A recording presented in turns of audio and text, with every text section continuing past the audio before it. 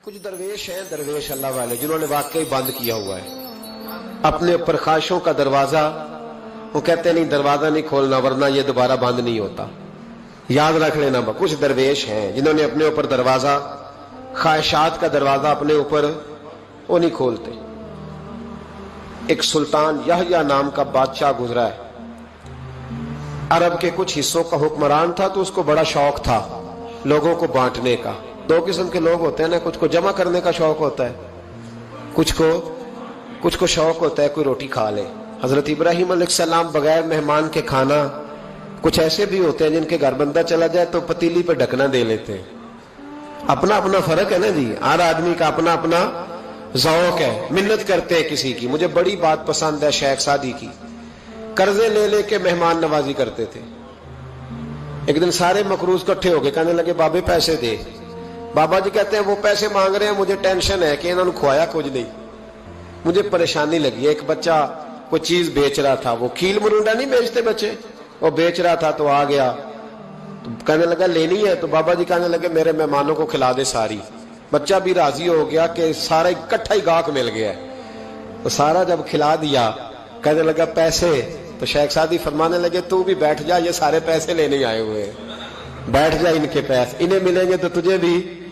तो बच्चा रो पड़ा, रोया, कहने लगा मैं तो यतीम हूं, 4 बहनें छोड़ के आया, अम्मा की दवाई भी लेके जानी, मुझे तो पैसे चाहिए। बच्चा रोया तो शेख सादी का एक मुरीद आया, उसने ला के नजर पेश की, कहा हुजूर ये नजराना है। 400 दिनार लाया, तो हजरत सादी ने सबको दिए, बच्चे को भी दिए।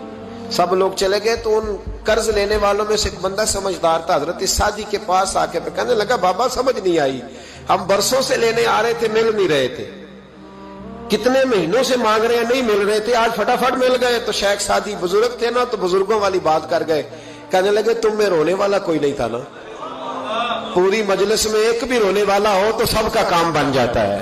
रोने वाला आशिक दा कम रोना तोड़ा, ए बिना रोयो नहीं मंजूरी, बिना रोयो नहीं मंजूरी, ते बिना रोयो नहीं मंजूरी। आशिक सदा ही रोंदा रहिंदा, भावे वसल होवे ते भावा दूरी का। रोने वाला एक आ गया तो सबका काम बन गया। तो कुछ लोगों को शौक होता, बादशाह को, सुल्तान यहया अरब के कुछ हिस्सों का बादशाह था, शौक बड़ा था लोगों को खिलाने पिलाने का, बड़ा शौकीन था, बड़ा बांटता था, और कई दफा माज़अल्लाह इस पर फख्र भी करता था जो नहीं कर, तकब्बुर से भी कहता था बड़ी जायदादें आओ जिसने लेना है, तकब्बुर भी करता था माज़अल्लाह, जो नहीं करना चाहिए था। एक दिन जामे मस्जिद के बाहर खड़े होकर ना बांटने लगा। कोई फकीर आया तो एक मुट्ठी भर के शर्फियां दे दी, किसी को सोना दे दिया, किसी को चांदी दे दी। एक दरवेश बाबा जी कोने में बैठे हुए, असी किसी दे कुछ भी नहीं लगते, कोई जरूरत नहीं, कोने में बैठे। आप यकीन करें, आप थोड़ा सा रुख इधर करें, दुनिया पीछे पीछे हो जाती है। अगर आप पीछे भागेंगे तो आगे दौड़ के भागेगी। मिजाज है कौम का, किसी का हाल पूछ ले वो बिगड़ जाता है, कहता है मुझसे कोई काम होगा तभी तो पूछा है, और आप चुप कर जाए, खामोश हो जाए, ये भी बड़ी मुसीबत है। कि प्यार कर ले तो उसका भी नुकसान देखने में आता है, कहते हैं पता नहीं मेरे अंदर क्या लालच है, क्या खूबी है जिस वजह से मुझसे इतनी मोहब्बत हो रही है। वो बाबा जी कोने में तवज्जो ही नहीं की। जब तवज्जो ना की तो सुल्तान की तवज्जो खुद ब खुद हो गई। सुल्तान यहया कहने लगे बाबा कोई काबिले तवज्जो आदमी है, सब लोग लाइनों में लगे हुए भाग रहे हैं, बादशाह आया है। यहां तो शादी पे खाना खुल जाए तो बड़े बड़े अमीरों का पता चल जाता है कि बनने क्या लगा है। कहते पता नहीं दोबारा छोटे गोश्त की ट्रे आएगी कि नहीं आएगी, और इतना सारा रख लेते हैं कि अलमान वाला फीस। बड़े बड़े अमीरों के पोल खुल जाते हैं, पता चलता है कितने तगड़े अमीर हैं। तो जब उसने कहा शर्फियां, सोने, हीरे, जवाहरात, तो जो नहीं थे फकीर वो भी लाइनों में लग गए।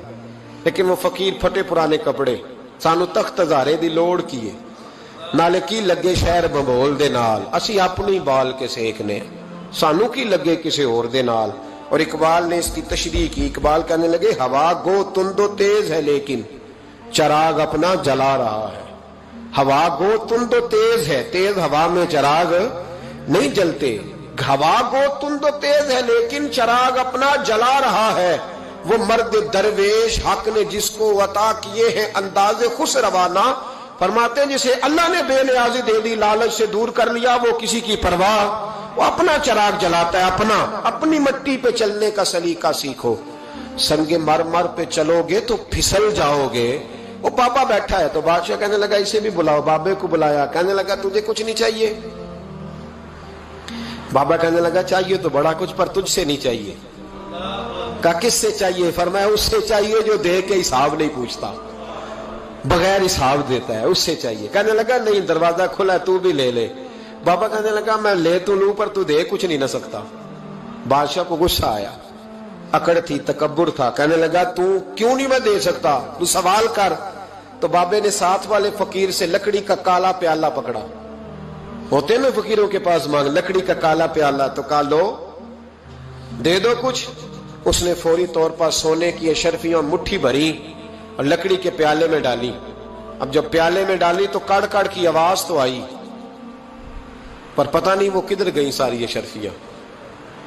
دوسری مٹھی ڈالی تو پھر کڑ کڑ کی آواز آئی, پر اشرفیاں کدھر گئی کوئی پتہ نہیں چلا. تیسری, چوتھی, پانچویں, بابے کا پیالہ خالی کا خالی. 2 دفعہ بھی, 4 دفعہ بھی. یہ بادشاہ لوگ ضدی ہوتے ہیں, مانتے نہیں جلدی. کیونکہ انہیں کسی نے بتا دیا ہوتا ہے نا سارا کچھ تم ہی ہو, اڑ جاتے. ہاں جو جس منصب پہ بھی بادشاہ ہوتا ہے اڑ جاتا ہے. اس نے کہا میں بھی ضدی ہوں, پیالہ بھر کے چھوڑنا ہے. ایک بوری منگا لی, دوسری منگا لی, تیسری منگا لی. بابا خوش ہے, مطمئن ہے, چلو ڈالو, تم نے کہا تھا ملیں گی. اب وہ مٹھی ڈالتا, کبھی اشرفیاں, کبھی ہیرے, کبھی چاندی, پر پتہ نہیں کدھر جاتی. بالآخر آہستہ آہستہ بیک ہونے لگ گیا. وزیر کہنے لگا بادشاہ پیچھے سے بوریاں ختم ہو گئی ہیں, اب نئی منگانے لگیں گی, پیچھے کوئی چیز بھی نہیں, ختم ہو گیا سارا کچھ. انسان کسی کو کیا دے سکتا ہے؟ کیا ہاں وہ انسان بڑا نوازتے ہیں جن کے پاس خزانے بھی اللہ کے دیے ہوئے ہوتے ہیں, وہ نوازتے ہیں لوگوں, وہ نوازتے.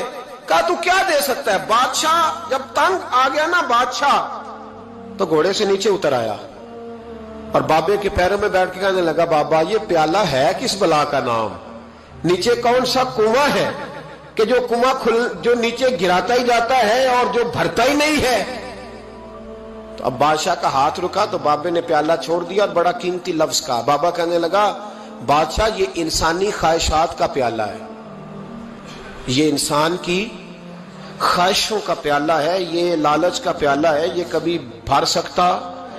انسان کبھی کہتا ہے یا اللہ اپنا مکان دے دے, بڑا راضی ہو, اسے اپنا مل جاتا ہے, پھر کہتا ہے نہیں سوسائٹی میں ہونا چاہیے. پھر سوسائٹی میں اللہ دیتا ہے تو کہتا ہے 5 مرلے کا چھوٹا ہے. اس کے نفس کا پیالہ کبھی بھرتا. نبی پاک علیہ السلام نے فرمایا تھا اس خواہش کے پیچھے نہ لگنا جو تمہیں نئی خواہش میں ڈال دے. کوئی نہیں سمجھ آئی بات؟ کیا بڑی بات کر دی حضور نے ایک جملے. مسند امام احمد بن حنبل میں حدیث ہے, فرمایا اس خواہش کے پیچھے نہ لگنا جو تمہیں ایک نئی خواہش میں ڈال دے, اس کے پیچھے نہ لگنا. اور فرمایا اس خواہش کے پیچھے نہ لگنا جو تمہیں بے جا خواہشوں کے پیچھے لگا دے. لوگوں کے للے تللے, پریشانیاں, آزمائشیں, لالچ, ہوس, وہ پریشانی وہ اتنی اوڑھ لی ہے لوگوں نے کہ دلوں سے تقوی, روحانیت, عبادت, درد, ذوق, شوق ختم ہو گیا. دنیا ہی دنیا بچی ہے, دولت ہی دولت بچی ہے, باقی ہر چیز کو نفس کا سانپ ڈس گیا. محدث ابن جوزی رحمۃ اللہ علیہ فرماتے میرے شہر کا ایک مالدار شخص تھا تو ایک بڑی ناگن خرید کے لایا. ناگن سونے کا انڈا دیتی تھی ناگن, پر انڈا سونے کا انڈا دیتی تھی. اس کے بال بچوں نے بھی, ایک ہی بیٹا تھا, بیوی تھی, انہوں نے کہا ابا یہ ناگن ہے, اس کا کام دسنا ہے, تو خیال کر. کیا کہا تھا حضرت سلطان بہو نے؟ کھارے کھو کدی مٹھے نہیں تھیندے, پاویں سہ منا گڑ پائیے تے سپاں دے پت کدی میتھ نہیں تیندے, پاویں چولیاں دودھ پیائیے. اس کی فطرت میں ڈسنا ہے. تو یہ ڈسے گی, بات ختم ہو گئی. کہا نہیں, سونے کا انڈا دیتی ہے. رکھ لیا گھر میں. بکری رکھی ہوئی تھی, پالتو بکری. بکری کو ناگن نے ڈس لیا, بکری تڑپ کے مر گئی. بیوی اور بیٹا کہنے لگے خیال کر, بکری کو ڈس لیا نا اس نے کہا بکری کتنے کی؟ کہا 6 دینار کی. سونے کا انڈا کتنے کا؟ کہا 50,000 دینار کا. تو کہنے لگا چھوڑو, انڈا تو مل رہا ہے نا, اگرچہ ناگن ہے, انڈا تو آ رہا ہے نا. کچھ دنوں کے بعد گھر میں گھوڑا رکھا تھا, گھوڑے کو ڈس لیا, تڑپ کے مرا گھوڑا. اس کو پھر سمجھایا بیوی اور بیٹے نے کہ بس کر دے, یہ ناگن ہے, یہ ڈسے گی. उसने कहा घोड़ा कितने का? कहा 20 दिनार का। तो अंडा कितने का? 50,000 दिनार का। तो छोड़ो, घोड़ा मरने तो नया ले आएंगे। अल्लाह अकबर। एक नौकर घर में रखा था जानवरों को चारा डालने को। अचानक उसने चारा जो उठाया तो अंदर वो नागन बैठी थी। उसने हाथ पे डसा, गरीब ने चीखें मारी, चीखें, पर गरीबों की चीखें लोगों को सुनाई नहीं ना देती। गरीबों की चीखें लोग दरवाजे बंद कर लेते हैं। लोगों ने इसलिए काले शीशे लगाए हैं कारों को कि गरीबों की चीखें ना दिखाई दे ना सुनाई दे। नागन ने डसा, चीखने लगा नौकर, लेकिन गरीब का खून भी सस्ता होता है ना। उसका सारा वजूद जहर से फट गया। लेकिन मालिक को तरस ना आया, कहने लगा नया मुलाजम आ जाएगा। अब बीवी और बेटे ने पैरों में बैठ के समझाया कि बस कर दे, इसको छोड़ दे कहीं या मार डाल, ये नागन है। उसने कहा पागल हो गए हो, कभी सोने का अंडा देखा है? सोने का अंडा देती है। वक्त गुजरने लगा, चंद महीने सुकून के गुजरे, लोग बात भूल गए। एक दिन सवेरे सवेरे कमरे से मां के रोने की आवाज आई, और जब अम्मा चीखी, खामन दौड़ा तो कहने लगी ले तेरे सोने के अंडे बच गए। और वो देख मेरे बेटे को डस के बिस्तर से उतर गई है। वो देख मेरा इकलौता बेटा। अभी बेटे को उठा के तबीब के पास ले जाने ही लगे थे, वो अपने घर के दरवाजे तक पहुंचा था कि जनाब इजराइल पहले तशरीफ ले आए। अब जब वापस आया, बेटे का जनाजा बड़ा मुश्किल है बाप के लिए उठाना, बड़ा मुश्किल है, बड़ा मुश्किल। रोने लगा, चीखने लगा। एक बेटा वो भी पर्दा कर गया। जनाजा उठा, लोग उसको दफन करने के लिए निकले तो मां ने भी सारा सामान समेटा।